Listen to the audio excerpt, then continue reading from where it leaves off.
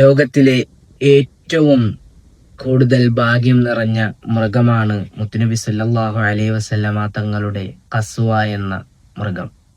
ആ മൃഗത്തെ പറ്റിയാണ് ഇന്ന് ഇൻഷാ അല്ലാഹ് ഒരു പാട്ട് പാടാൻ ആഗ്രഹിക്കുന്നത്.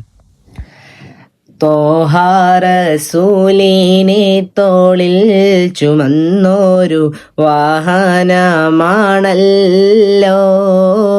ഖസ്വ, മുത്തിനൊട്ടകമല്ലോ.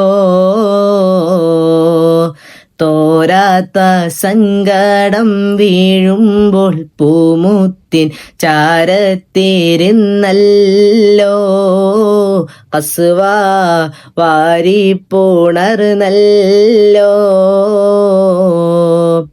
ഹിജ്റക്ക് പോകുമ്പോൾ ഇടരാത്ത കാലുമായി കൂടെ നടന്നല്ലോ ഖസ്വ, മലകൾ കടന്നല്ലോ.